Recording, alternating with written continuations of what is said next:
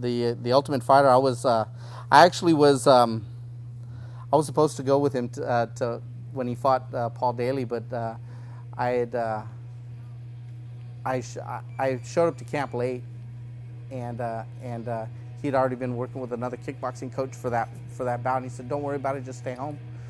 And I watched that fight, and I had no idea that Dana White was actually going to make the winner of that bout the next coach against George St. Pierre. And when I found out about it, I was hoping for it, and because he deserved it. And when he won, I was just like, what are the possibilities? And I was actually sitting at home packing for a Strikeforce event in either St. Louis or Tennessee. I can't remember. I was packing, and I was on the phone talking, and then I got a text message, and and it was from Josh. He said, "Hey, give me a call tomorrow. I need to talk to you." And I go, "What's up?" And he goes, "No, I need to know when you can come out and if you can be there for the full 6 weeks." And then I just pretty much asked him tough with a question mark. And he goes, "Yeah." And I was like, holy Toledo. It was just an honor to actually, be part of his coaching staff. I think the best part about it was working with the kids that we got. It was a really good experience to be there 6 weeks, to watch these kids, whether it was on our team or George St. Pierre's team, to see them how they really wanted to make this opportunity, to use it to their best, to their advantage, to make it there. And obviously I can't give you any details of the show, but you see the ups and downs of the fighters, of what transpires in those 6 weeks. And some of the things that we had to make a lot of them understand is that whether you win or lose doesn't mean it's over. Because Josh fought Diego in the semis, and Diego went on to win the Ultimate Fighter that season, and Josh is a bigger superstar than Diego could ever become now.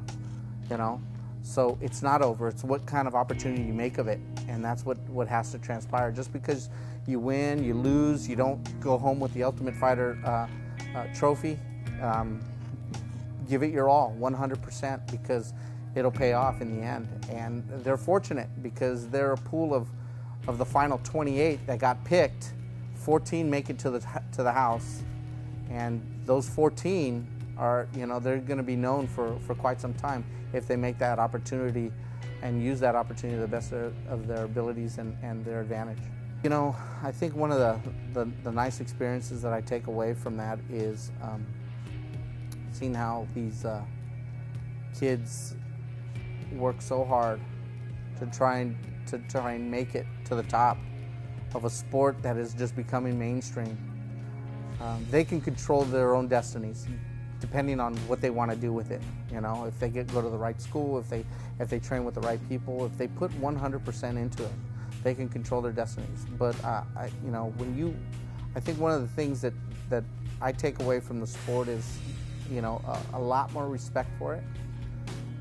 And the reason why I say that is for those that watch the show, I think, if I'm not mistaken, it's the last 5 series that they had. Dana didn't just bring guys onto the show. They have to fight to get in the house now.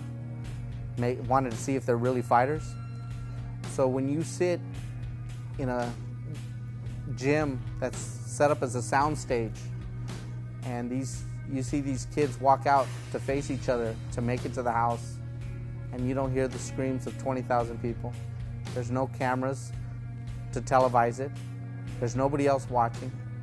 You really can't scream for the kids to win, because whether the guy's winning on the opposite side, that's maybe a guy you want to pick. You have to sit there and you just literally be quiet and watch these guys fight. I've seen reality shows where people sing, people dance, people swallow things. These guys are giving 100% of themselves to make it into a house, to live out their dream. It's kind of a surreal situation. It's kind of like you look at it and you go, wow, this is Fight Club. literally. It's underground where nobody watches. And it brings me back to an experience that I had once when I was younger. So I recall 2 guys in high school were fighting over a girl. Literally, 2 high school football players. They were fighting over a girl. And everybody was anticipating this fight to happen, 2 superstars. Well, one of the football parents grabbed the boys, took them to their house with nobody knowing, took them to his house, put them in his garage and closed the garage. And those guys duked it out, nobody ever watching. Okay, they got their manhood out against each other and nobody ever got to watch it. And that's what I experienced when you watch these guys fight, is that nobody's there watching. There's no screams, there's no hollers, there's no screaming of the crowd. It's an intimate setting, and that's one of the things I take as far as what I take from the show is these guys really, really put their lives on the line just to make it to a reality show. So it's the fighter himself is going to have to sit back and say, do I really want to do this? And what sacrifice do I need to make? And we'll look at the sacrifice portion. John Fitch is from Indiana. Josh Koscheck's from Pennsylvania. Cain Velasquez is from Arizona.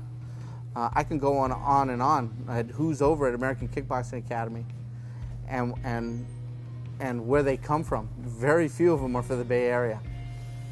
If you want a Stanford education, you're not going to get it online. You got to go to Stanford.